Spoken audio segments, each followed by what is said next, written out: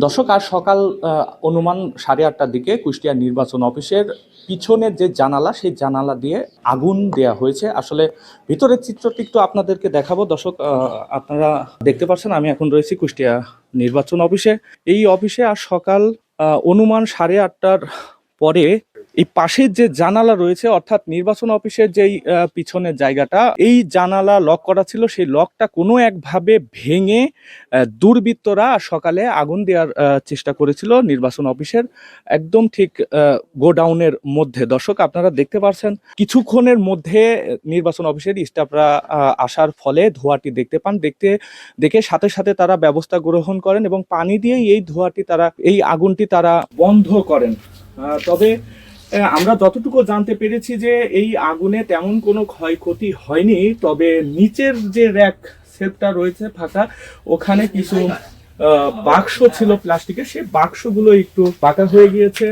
যদি এই আগুনটা রাতে দেয়া হতো তাহলে হয়তোবা এখন এই অফিসের যেই নথিপত্র রয়েছে এগুলো হয়তোবা সবকিছুই পুড়ে যেত। নিচতলায় জানালা দিয়ে বোমা নিক্ষেপ করেছে আর কি, আগুন দেওয়ার চেষ্টা করেছিল। তেমন গুরুত্বপূর্ণ নথিপত্র ক্ষতিগ্রস্ত হয় নাই। আমাদের যে এটা র্যাক ছিল, র্যাকের আংশিক একটু বোমা না আগুন, এটা তো ওখানে তো বোমা কিনা, এটা তো আমরা বোমার কোনো পাই নাই। হ্যাঁ, বোমার কোনো চিহ্ন আমরা পাই নাই।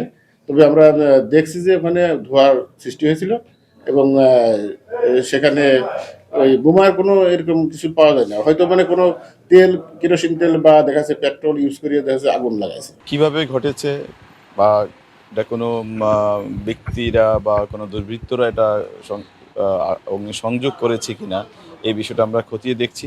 তো প্রাথমিকভাবে এটা মনে হচ্ছে এখানে ছোটোখাটো একটা কিছু আগুনের ঘটনা ঘটেছে এখানে, যেটা অল্প কিছু কাগজপত্র নিচে ছিল ফ্লোরে। তাও আমাদের যে র্যাকে যে কাগজগুলো ছিল ওগুলোর কোনো ক্ষয়ক্ষতি হয়নি, নিচে ছড়িয়ে ছিটিয়ে থাকা কিছু কাগজ পড়েছে।